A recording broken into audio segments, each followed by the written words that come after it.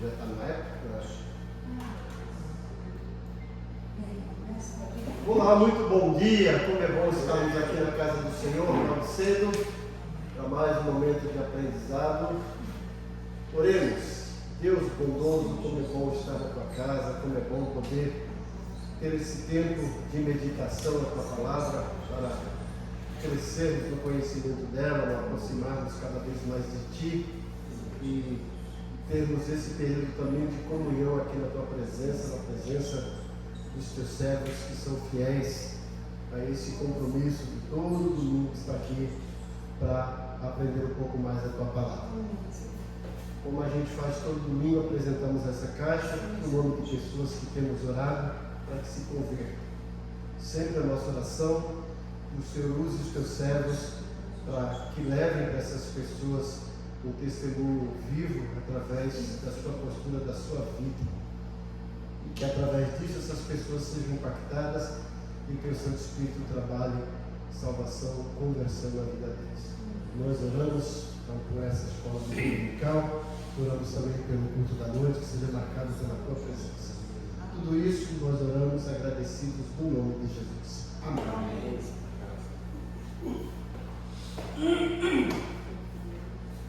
Vamos continuar o nosso estudo na nossa apostila de caráter cristão. Chegamos aí na página 6. Semana passada o pastor Kleber que ministrou.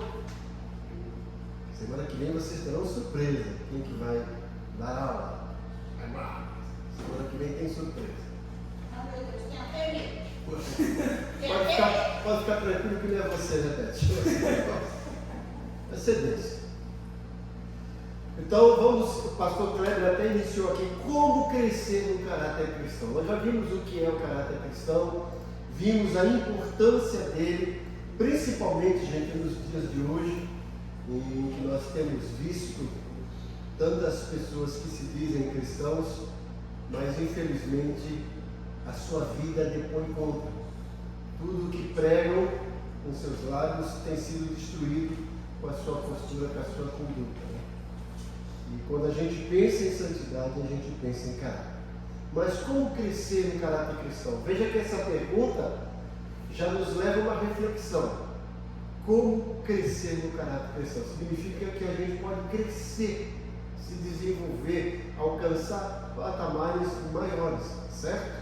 Então, isso nos leva a entender que não existe um ponto fixo do caráter cristão que eu atingi aquela meta e falei, opa, está tudo bem, não preciso mais crescer. Não é isso, né? A vida cristã é uma vida de crescimento. Caráter também. Cada vez mais a gente vai crescer. Mas como crescer? Aí na nossa apostila, na página 6, a Bia está também projetando aqui.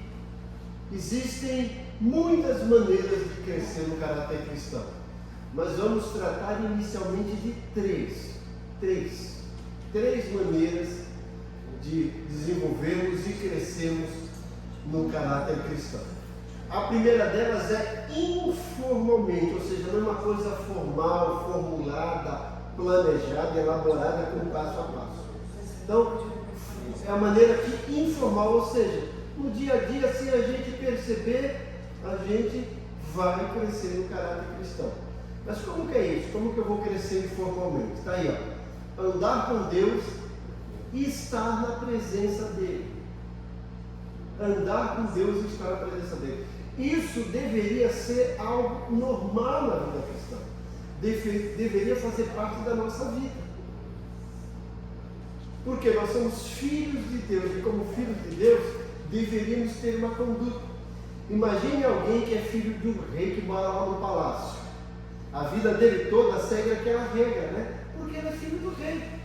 Ele vive tudo aquilo, faz parte do dia a dia. A gente às vezes esquece isso, que nós somos filhos do rei dos reis. E esquecemos de seguir esses protocolos que deveriam fazer parte da nossa vida, no nosso dia a dia, no nosso cotidiano, de forma normal, de forma natural. Então, como que eu vou crescer? Primeiramente, informalmente, andar com Deus e estar na presença dele. Não existe melhor modo. Dessa forma, Deus trabalha em nós de dentro para fora, do nosso espírito, a nossa alma e corpo, do homem interior ao homem exterior. Ele faz mudanças que nem reconhecemos, às vezes pequenas, às vezes grandes. Nós nos tornamos como as pessoas com as quais passamos muito tempo. Andando com Ele, ou seja, com Deus, e sentado aos pés dele, estamos firmes nele e nos tornamos como Ele. Então, é aquilo, quando a gente está vivendo com Deus e deixando que o Espírito Santo nos transforme de dentro para fora, essas mudanças vão acontecendo, como nós falamos, às vezes pequenas, que às vezes a gente nem percebe, porque já faz parte. Então, quando a gente se converte, começa aquele processo de transformação na nossa vida, que a gente chama de santificação. E à medida que a gente vai congregando, mantendo esse contato com Deus, lendo, estudando a palavra, nós vamos mudando a nossa conduta. Paulo trata isso muito bem quando ele escreve aos Efésios, capítulo 4. Eu falo que é a fórmula DRE. Efésios, capítulo 4, versículos 22 a 24. Versículo 22, 23 e 24, cada um deles tem uma parte dessa forma DRE. Nós vamos sendo transformados à medida que vamos deixando a palavra penetrar na nossa vida e absorvendo a palavra. Então, as mudanças vão acontecendo normalmente na nossa vida e as pessoas vão percebendo. Quando elas começam a passar o tempo com a gente, veja a diferença. Ontem nós tivemos aqui a nossa primeira reunião de jovens, foi muito boa, né? E nós vimos isso acontecer na vida de cada um que aqui falou, que se apresentou, e nós fizemos aí um propósito, um projeto que trata a respeito disso, dessa mudança permanente de algumas atitudes que ainda estão arraigadas na nossa vida e que precisam ser mudadas à luz da palavra de Deus. Mas vamos lá para Efésios 4. Alguém ajuda aí o casal? Fábio, ajuda mais uma.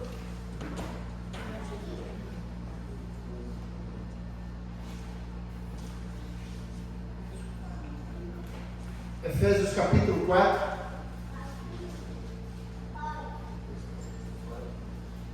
Versículos 22, 23 e 24. Eu falo que é a fórmula DRE.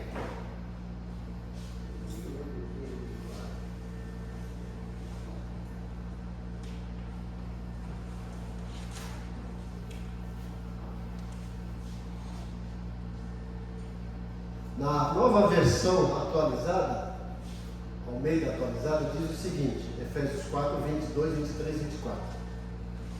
Quanto à maneira antiga de viver, vocês foram instruídos a deixar de lado a velha natureza, que se corrompe segundo os desejos enganosos. 23.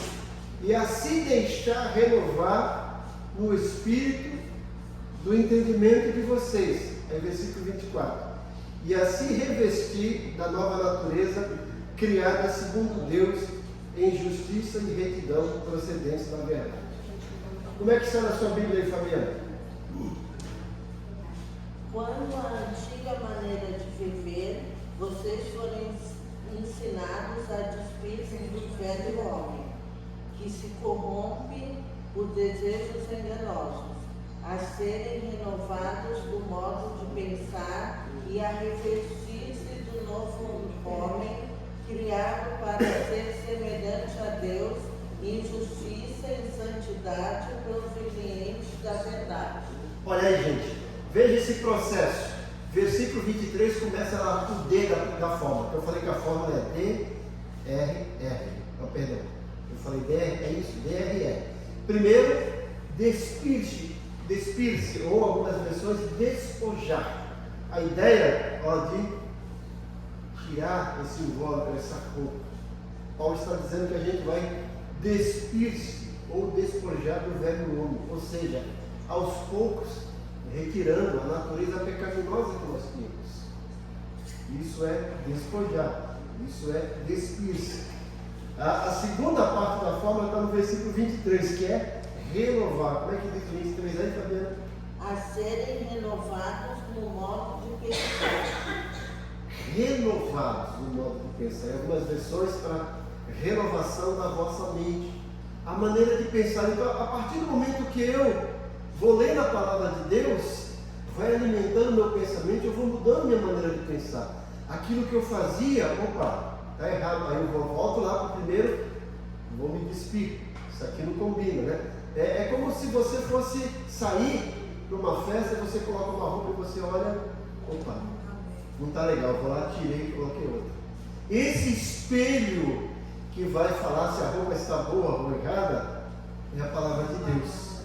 Eu olho aqui para a palavra de Deus, opa, está errado, vou tirar. Certo? Então tudo começa aqui na mente. Por isso que Paulo fala também em Romanos, depois a gente vai ver Romanos capítulo 12, certo? Mas despir ou despojar da velha natureza, do velho homem, renovar a mente, o vosso entendimento. E aí, é suficiente? Não. Quando eu entendo que alguma coisa está errada e eu tiro aquilo, já deu o primeiro passo. Mas mais uma vez, pensa nisso, eu fui lá no espelho e falei, essa roupa não está bonita. Aí eu tirei. Eu estou pronto para ir para a festa? Por quê? Porque você tirou. Você está despido, então não precisa colocar outra. Aí que vem o versículo 24. Como é que está aí, Fabiana? E revestir-se do novo homem criado para ser semelhante a Deus em justiça e em santidade proveniente da verdade. Revestir, opa! Então, a palavra, mais uma vez, o espelho é a palavra de Deus. Eu estou aqui com essa roupa, ou com a minha maneira de pensar, eu leio a palavra de Deus. Isso aqui é errado. Tirei, paro de fazer. Falta alguma coisa. Eu vou na palavra de Deus. Qual é o certo? É isso. Agora eu vou colocar. Está certo. Então essa fórmula para crescer de forma informal. À medida que eu vou lendo a palavra, vai renovando a minha mente, eu vou olhando para mim, isso está errado, vou removendo e vou agora colocando coisas novas. Então, não basta eu remover algo da minha vida, eu preciso substituir com algo novo. É como um vício. Se eu tiro alguma coisa e não coloco, fica aquela sensação de vazio, não é isso? Geralmente quem fuma, para de fumar, o que ele vai fazer no começo? Ele vai chupar bala, ele vai tomar café, até o organismo dele se ambientar. Há um ditado que diz que mente vazia é oficina de Satanás. Né? A gente precisa colocar alguma coisa. Veja que a Bíblia é fantástica. Paulo fala isso, aqui em Efésios capítulo 4, depois ele mostra passo a passo a partir do versículo 25. Vamos lá, Efésios 4, 25. Ele vai falar, isso está errado, parem e comecem a fazer isso. Começa lá no 25. Por isso, deixando a mentira, despojar, despir da mentira. Cada um fale a verdade com o seu próximo. Deixou a mentira? Comece a falar a verdade. E aí ele fala por que o entendimento vem lá. Porque somos membros do mesmo corpo. Somos membros do mesmo corpo? Não podemos mentir. Despojou o velho homem. Foi revestido novo. Fale a verdade.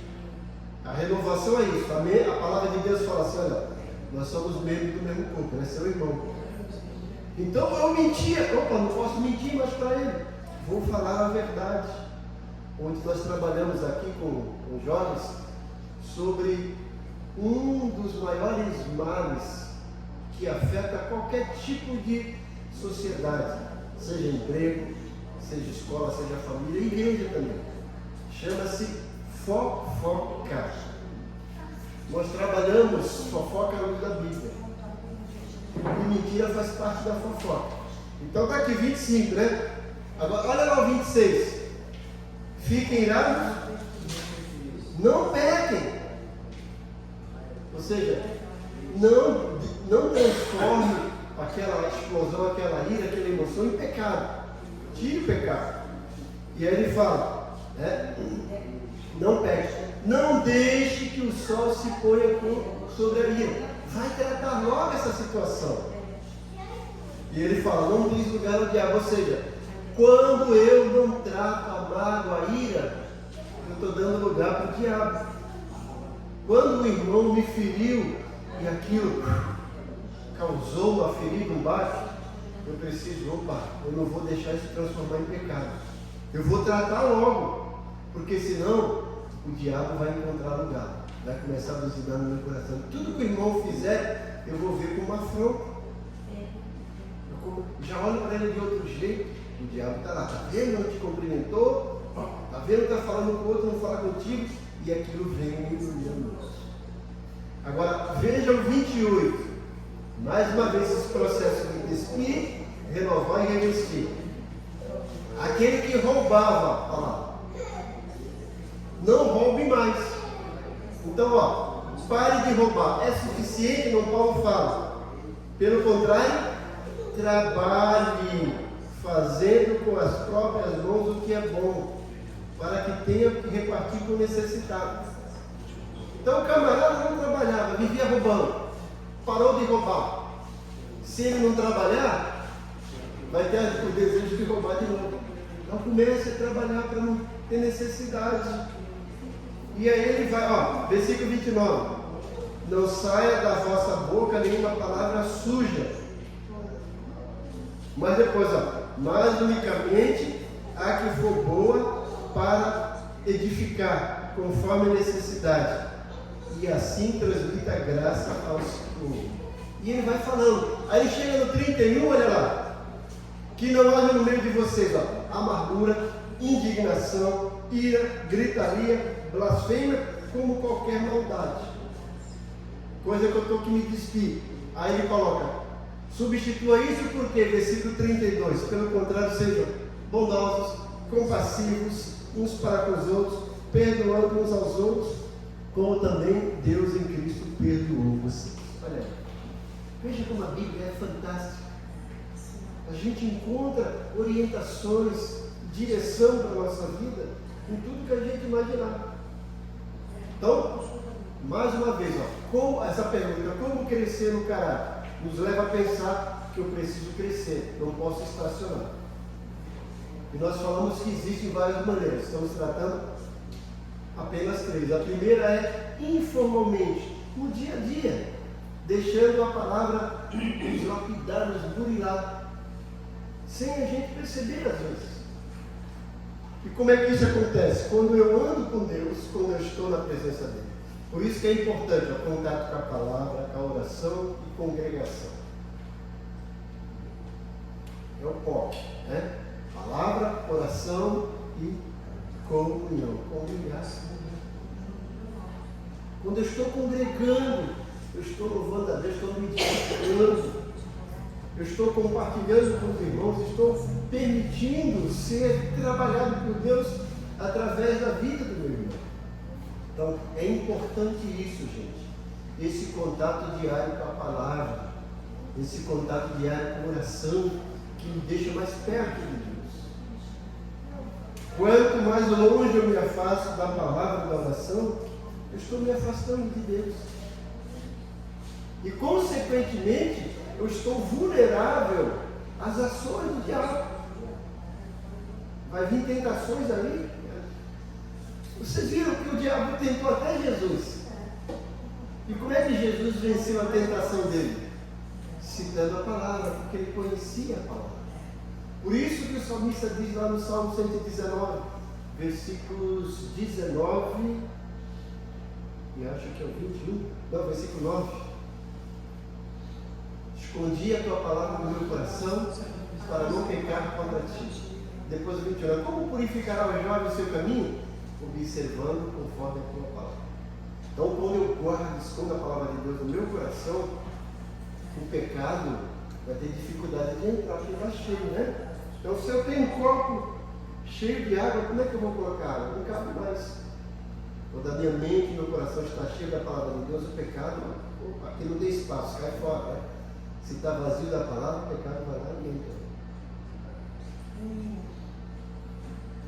Eu recomendo a vocês, se vocês conseguirem encontrar uma poesia do saudoso Gioia Júnior,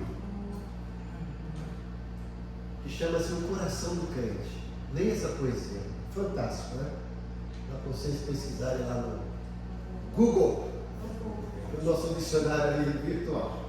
Então, primeira maneira de crescer é informalmente andar com Deus e estar na presença dele. Vamos dar uma pausa para a gente adoçar a vida de vocês com as nossas balinhas aí, com as nossas ofertas.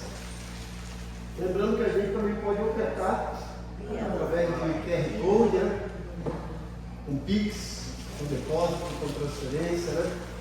Lembrando você que está nos assistindo aí, se você quiser abençoar o nosso ministério, você pode fazer através do Pix, pelo CNPJ da igreja, 44288-645-0001-47. Não esqueça de mandar comprovante para a gente passar para o tesoureiro e para a nossa contadora.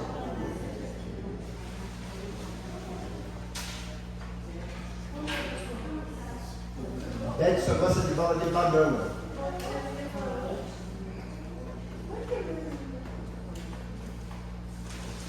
Dá balinha para os meus amiguinhos lá, Miguel e Davi. Eu tenho. Depois tem pirulitinho para eles ali. Bom, primeira parte, como crescer informalmente. Segunda maneira, semiformalmente. O que é isso?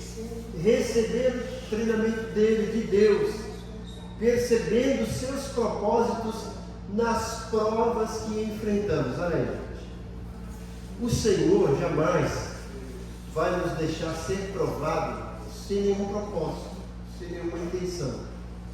Em todas as provas, em todas as dificuldades que nós passamos, nós somos desafiados a exercer a nossa fé e a nossa maturidade.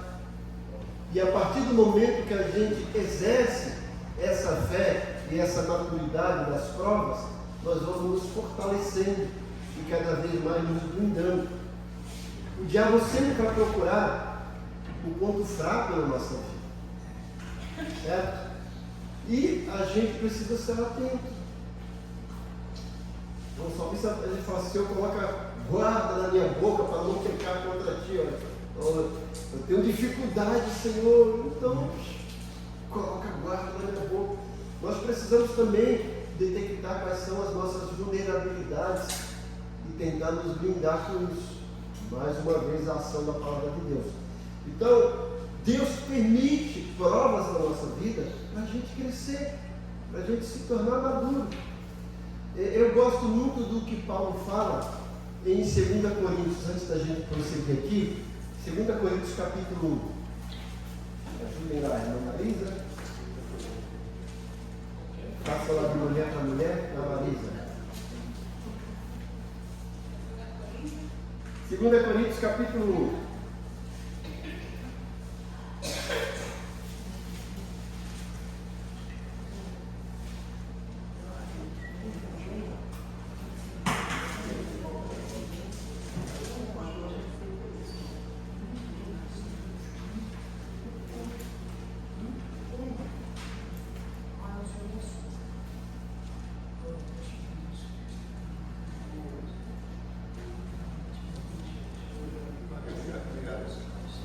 Pegaram aí? Olha, começa no versículo 3, né?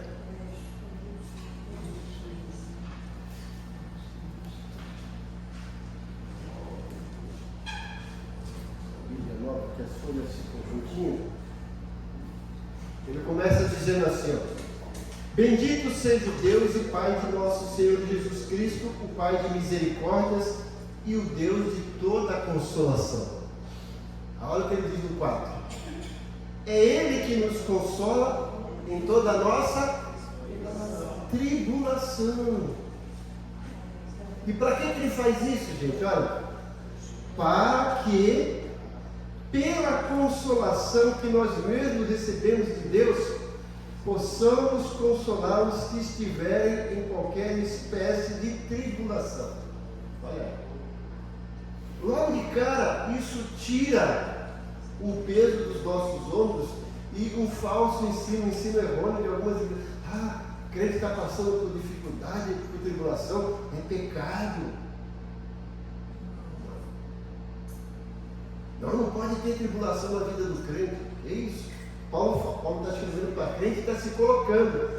Ele diz, é Ele quem nos consola em toda a nossa tribulação. Ele está dizendo, sofremos tribulação. Agora ele fala, para que Deus faz isso? Olha que interessante. Paulo está dizendo, a tribulação faz parte da vida do crente. Mas o que acontece nessa tribulação? O Senhor nos consola. E qual o objetivo dele de nos consolar nessa tribulação? Ele fala, para que pela mesma consolação que recebemos dele, possamos consolar os que estiverem em qualquer espécie de tribulação. Aí ele continua, versículo 5. Porque assim como transbordam sobre nós os sofrimentos de Cristo, assim também por meio de Cristo transborda o nosso consolo. Olha lá, 6. Se somos atribulados, é para o consolo e salvação de vocês. Se somos consolados, é também para o consolo de vocês. Esse consolo se torna eficaz na medida em que vocês suportam com paciência os mesmos sofrimentos que nós também suportamos. A nossa esperança em relação a vocês é sólida, sabendo que assim como vocês são participantes dos sofrimentos, assim também serão participantes da consolação. Então, vamos crescendo informalmente à medida que estamos enfrentando tribulações, provações, dificuldades. Estamos sujeitos a isso, mas Paulo está dizendo, olha, o Senhor nos consola em todas elas e nos capacita para ajudar os outros. Então você está lá lutando com alguma coisa, você venceu, quando você encontra um irmão que está passando o mesmo problema, olha irmão, sabe como eu venci? Foi dessa forma, deixa eu te ajudar. É isso que Deus faz. Paulo vai dizer mais à frente que Deus permite as tribulações, mas Ele jamais vai permitir que a gente sofra além da nossa capacidade de resistir. E ele fala que no meio da tribulação, Deus se faz presente para nos dar condições de vencer. Veja que Paulo não fala que Deus tira a tribulação. Fala que Ele permite, mas fala, é até aqui, daqui para cá não. É até aqui que eu sei que Ele pode aguentar. E Deus nos dá força para vencer. Então, gente, se você está enfrentando uma prova grande e difícil, fala, opa, é sinal que eu estou bem maduro na fé. Deus vai me tornar mais maduro ainda quando eu vencer essa. É assim. E nós vamos crescendo, vamos nos amadurecendo e vamos tendo possibilidade de ajudar os outros quando estiver passando por aquela dificuldade. Essa é a maneira como Deus trabalha em nós. Certo? Continuando aqui, na apostila da página 6, é o treinamento que Jesus traz para nós por meio das provas, dificuldades e disciplinas que Ele administra. Veja, Paulo, eu estou dizendo aqui, à luz da Bíblia, que as provas são treinamento de Deus para a nossa vida. Deus nos treina através disso, das dificuldades, e a gente vai aprender a ter disciplina e administrar isso. Veja o que aconteceu com o povo que saiu do Egito. Ele ficou 40 anos no deserto. Eu tenho uma pregação que fala que o deserto é o campo de treinamento de Deus. Mas vamos lá para Deuteronômio capítulo 8.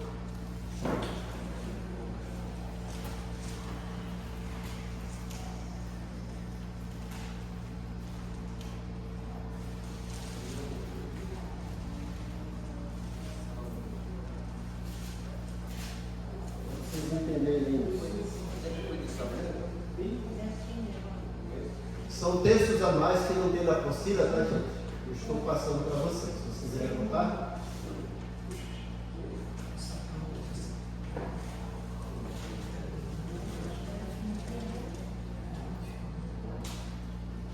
do 1 até o 10, certo? Vou pedir para a irmã Edna ler para a gente. Pode ler? Pode. Todos os mandamentos que hoje eu vos ordeno, guardarei vos fazendo, para que vivais e vos multipliquei e entrei e possuais a terra que o Senhor jurou a vossos pais. E te lembrarás de todo o caminho pelo qual o Senhor, teu Deus, te guiou no deserto estes 40 anos, para te humilhar, para te tentar, para saber o que estava no teu coração. Olha aí, gente. Moisés está dizendo, olha, esses 40 anos, esse período que vocês andaram no deserto, Deus queria saber o que estava no teu coração. E Ele te colocou à prova para te humilhar, né? Vai falando aí, quais são os verbos Para aí? te tentar, para saber o que estava no teu coração, Continua. e guardarias os seus mandamentos ou não. Isso, pode E te continuar. humilhou, e te deixou ter fome, e te sustentou com maná. Ó, dá uma parada aí. Viu como Deus fez? Ó, lembra lá do DRR? Te humilhou, te deixou ter fome, mas te sustentou com maná. Até aqui. Ó, te humilhou, deixou ter fome. Aí ele disse, Moisés, lá no Egito, nós tínhamos o quê? O que eles falam? Melões, pepinos, cebolas e alho, tanta coisa indigesta. Era melhor ter ficado. Murmuraram, aí Deus vai lá, dá o maná. Até ali Deus sabia que eles podiam aguentar. Deu maná, continua. Que tu não conhecesse, nem teus pais o conheceram, para te dar a entender que o homem não viverá só de pão, mas que tudo o que sai da boca do Senhor viverá o homem. Aí dá uma parada, vê? Deus queria mostrar para eles, olha, o homem não vive só do pão, mas de tudo que procede da boca de Deus. Tem coisa melhor para vocês. Vocês estão reclamando daquelas coisas indigestas do Egito? Eu vou dar uma coisa celestial. Uma nave vinha do céu, gente. E eles recolhiam diariamente. Para mostrar, Deus tem coisa melhor para vocês do que pepinos, alhos, melões silvestres e cebola. Tem uma coisa que vem do céu, fresquinha para vocês. Deus queria testar, experimentar. Continua. Agora presta atenção no que ele vai falar depois. Nunca se envelheceu a tua veste sobre ti, nem se inchou o teu pé nesses 40 anos. Dá uma parada aí, gente. Que coisa maravilhosa. Vocês perceberam que vocês ficaram 40 anos no deserto? O pé de vocês não inchou, a roupa não envelheceu, o sapato não desgastou. Isso é o sonho de consumo de todo homem, né, gente? A mulher não precisa mais só comprar sapato, comprar roupa, né? Vamos pro deserto, mulher. 40 anos sem precisar gastar com sapato, com roupa, sem o pé inchar naquele deserto, para mostrar que era Deus. Continua. Confessa, pois, no teu coração, que como o homem castiga seu filho, assim te castiga o Senhor teu Deus. E guarda os mandamentos do Senhor teu Deus, para que neles e andares nos seus caminhos. Porque o Senhor teu Deus te mete numa boa terra de ribeiros, de águas, de fontes e de abismo, que sai dos vales e das montanhas, terra de trigo e cevada, de vides, figueiras, romeiras, terra de oliveiras abundante, de azeite e mel, terra que comerás o pão sem escassez, e nada te faltará nela, terra cujas pedras são ferros e de cujos montes tu cavaste pó. Quando, pois, tiveres comido, fores farto, louvarás ao Senhor teu Deus pela boa terra que te deu. Olha aí, Deus está dizendo, olha, tudo isso que aconteceu com vocês é porque eu, como pai, queria disciplinar vocês. Queria preparar vocês, porque eu vou dar para vocês uma terra maravilhosa. Vocês estão lembrando do Egito? Que vocês comiam isso? Mas lembrem que vocês eram escravos. Não tinha salário, não tinha casa própria. Agora eu vou dar para vocês uma terra maravilhosa, que vocês serão donos. Vocês sim terão sua casa e sua vida. Vocês serão donos. E é uma terra melhor, que mana leite e mel, terra de ribeiros de água, não tem escassez, não faltará nada para os seus filhos. Vocês extrairão até cobre de lá. Vocês comerão e ficarão satisfeitos e louvarão o Senhor seu Deus pela boa terra que Ele lhes deu. Aquele povo, para entrar no Egito, precisava ser disciplinado, porque Deus tirou eles do Egito, mas eles não tinham tirado o Egito do coração. E para entrar, precisava desse processo. Eu falo, Deus tirou eles da terra da escravidão, permitiu que eles andassem pela terra da provação, para entrar numa terra da promoção.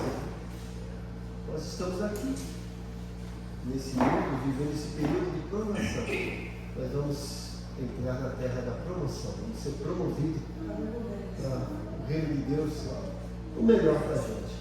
Mas aqui estamos sendo treinados, disciplinados para nos amadurecer. Então, receber o treinamento de Deus. Aqui eu transcrevi o texto da apostila de Hebreus 12, versículo 6, na NVI. O Senhor disciplina a quem ama, mas Deus nos disciplina para o nosso bem, para que participemos da sua santidade.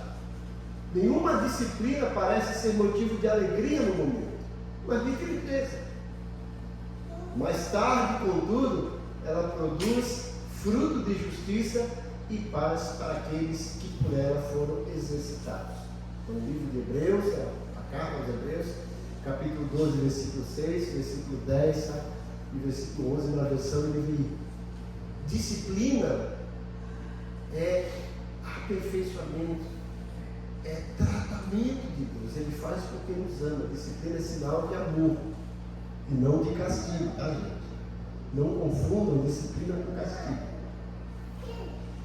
Tiago capítulo 1, versículos 2 a 4, uma Bíblia viva, uma Bíblia parafraseada, está aqui na apostila, né? É só ler, está aqui, né? Diz o seguinte: queridos irmãos, a vida de vocês está cheia de dificuldades e de tentações? Então sintam-se felizes, porque quando o caminho é áspero, a perseverança de vocês tem uma oportunidade de crescer. Portanto, deixem-na crescer e não procurem desviar-se dos seus problemas. Olha aí, quando a gente desvia dos problemas, a gente deixa de crescer, meu irmão. Porque quando a perseverança de vocês estiver, afinal, plenamente crescida, vocês estarão preparados para qualquer coisa e serão fortes de caráter, íntegros e perfeitos. Então as dificuldades vêm e Deus trabalha nas dificuldades para moldar o nosso caráter. É o treinamento de Deus para a gente crescer informalmente. Eu li recentemente uma ilustração que eu achei muito interessante, né? E que foi um caso real, de uma pessoa que pegou um casulo e viu lá a borboleta, né? O casulo se transformou em borboleta, e a borboleta tentando sair do casulo, e ela afinal começou a ajudar, né? Tirar aqueles fios, e achou que estava ajudando a borboleta. E quando tirou tudo aquilo, a borboleta deu o primeiro voo e não conseguiu mais voar. Por quê? Aquele processo, gente, dela se debater, estava fortalecendo os seus esqueletos para depois ela bater asas e voar. Foram tirar aquilo, acabou prejudicando. É assim que Deus faz conosco. Ele permite as dificuldades para nos tornar fortes. Então, não se desvie das dificuldades. Aprenda a vencê-las. Certo? A chave nesse modo semi-formal de crescimento é ter os olhos espirituais, é ler, né? Olhos espirituais, realmente é ter, né? Para poder discernir os propósitos de Deus e assim cooperar com Ele. Então, ter esses olhos espirituais abertos para discernir os propósitos de Deus e assim cooperar com Ele. Lembra do que Paulo diz em Romanos 8, 28?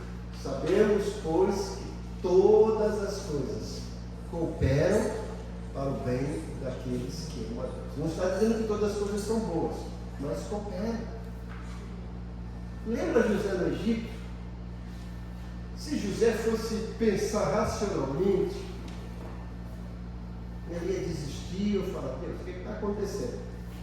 Odiado pelos irmãos, zombado pelos irmãos, os irmãos tentaram matar, depois mudaram de ideia, jogaram ele numa cova, vende ele como mercadoria barata, depois ele é revendido por esses mercadores lá para o Egito, e ele vai trabalhar de escravo. Ele podia dizer assim: olha, minha vida acabou, já que eu sou escravo mesmo, vou fazer o pior. Mas foi isso que ele fez? Ele entendeu que servia a Deus, e ele falou: bom, já que eu estou aqui como escravo, vou procurar ser o melhor escravo. Gênesis 37, 39, maravilhoso.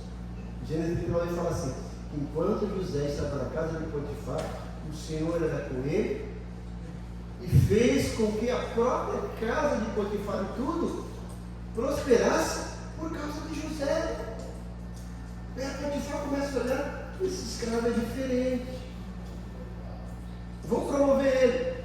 A partir de hoje ele não é mais escravo, é mordomo. José, toma conta de tudo aqui, você que vai, né, colocar ordem. José podia falar: oh, agora, e podia agora dar o troco nos outros. Vem cá, faz isso, não. Trabalhou ali, começou a crescer, Potifar, olha que coisa maravilhosa. E aí vem o destino sorrateiro, né? A esposa de Potifar fala que é uma patifa, né? Ela olha: esse camarada, né? Que bonito, né?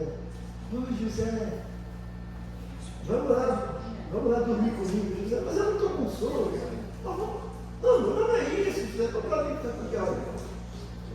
Quem sou eu para fazer isso? O meu Senhor me deixou aqui a parte de tudo, eu posso. Não você. Pecaria eu contra o meu Senhor e meu Deus? Não. Foi íntegro. E aí a patifa arma aquela cilada. José, inocente, vai para onde? Para a prisão. Podia chegar lá: Deus, poxa, o que está acontecendo? Olha, eu fui fiel, vim para a prisão, então era melhor eu ter pecado e ficado lá, né? Não. Íntegro foi o melhor. Agora, já que eu estou aqui, eu vou ser o melhor prisioneiro. Aí o carcereiro olha assim: esse cara não devia estar aqui. Esse cara é inocência pura. José vai fazer o seguinte: toma a chave da prisão lá. Que coisa maravilhosa. Ele podia falar: agora eu vou soltar todo mundo. Mas o dia de José chegou. Ele saiu da prisão para ser o quê? O primeiro-ministro do Egito. Todas as coisas na mão dele. E aí veja como que Deus trabalha. José aprendeu, gente, lá como escravo, a ser um bom administrador. E agora ele é o administrador de todo o Egito. Veja o treinamento que Deus deu para ele como escravo. Serviu agora para ser o primeiro-ministro, o ministro da fazenda, tudo ali no Egito. Aí os irmãos dele, como vocês conhecem a história, chega lá, quando o pai morre, José agora tem a oportunidade de se vingar. E os irmãos com medo vão lá: mente, olha, o pai falou isso, e José sabia que era mentira. O que José falou para eles? Olha, vocês fizeram mal contra mim, mas Deus transformou o mal em bênção, para que eu estivesse aqui. Estaria eu no lugar de Deus? José está dizendo: a vingança pertence a Deus.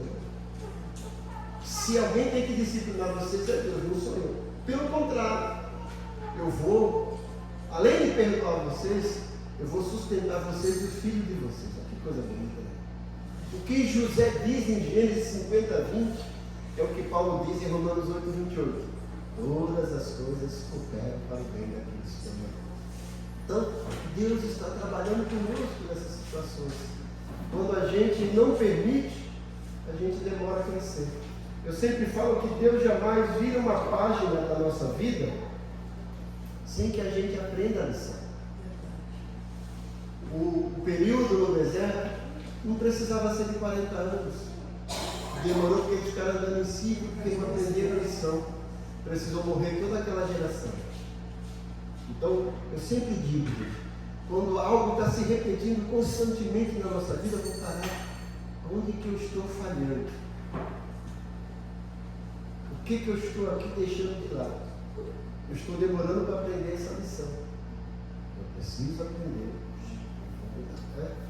Na escola, se você não aprende, você reprova, né? Deus vai ficar, tem que aprender, tem que aprender. Continuando aqui para terminar esse bloco, a chave desse modo semiformal de crescimento é ter olhos espirituais para poder discernir os propósitos de Deus e assim cooperar com Ele. Por isso, Tiago continua o ensino, citado acima, com o convite de pedir sabedoria de Deus, Tiago 1,5, e depois esclarece a diferença entre sabedoria terrena e a do alto. Vamos lá, Tiago 1,5, dá para ler com mais média? Lá no vizinho. De manhã dá para ler Tiago 3, 13 a 18? Então deixa aqui para o Adelso, Tiago 3, 13 a 18.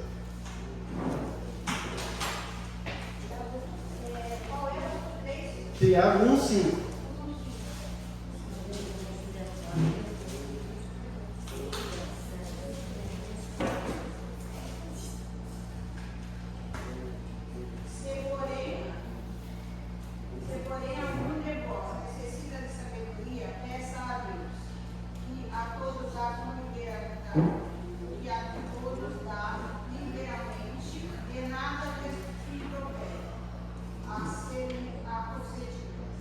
Isso, agora o 3, do 13 ao 18.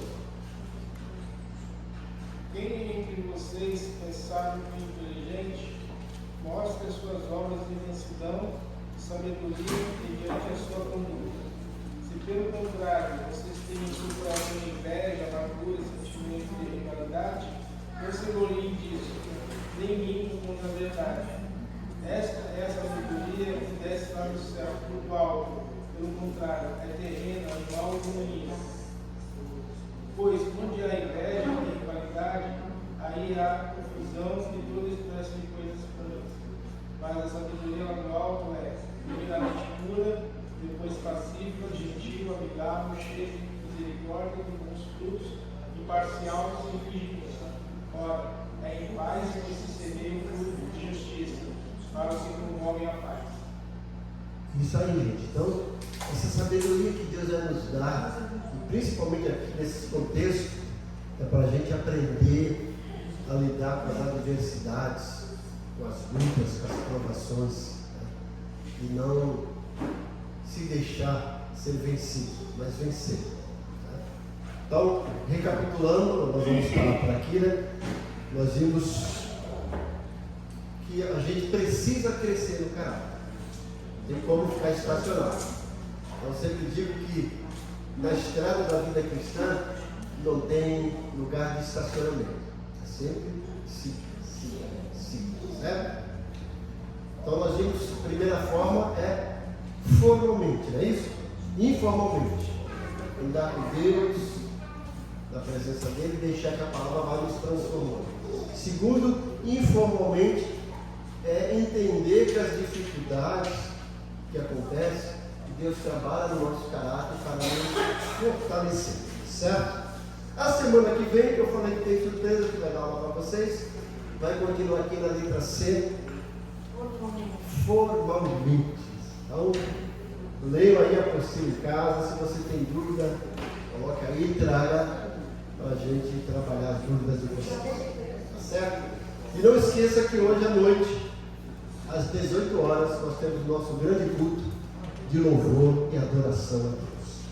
E no próximo domingo, às 9 horas, se Deus quiser, se nós vamos voltar antes, estaremos aqui para mais uma jornada de crescimento no caráter cristão. Oremos. Querido Deus, somos gratos por esse momento de aprendizado da Tua Palavra, aqui na nossa escola bíblica dominical, que agradecemos pelo Teu povo, que aqui está presente, e que sempre está presente aí. Te louvamos pela fidelidade deles e pedimos que o Senhor derrame cada vez mais bênçãos, Senhor. Agora vamos para os nossos lares, como sempre pedimos que o Senhor nos proteja com os teus anjos e nos dê um dia abençoado na tua presença. Nós oramos agradecidos em nome de Jesus. Então que a graça do Senhor Jesus, o amor de Deus Pai, a comunhão do Espírito Santo esteja com todos. Ebenezer? Amém. Quem puder, gente, a gente vai sair daqui, vai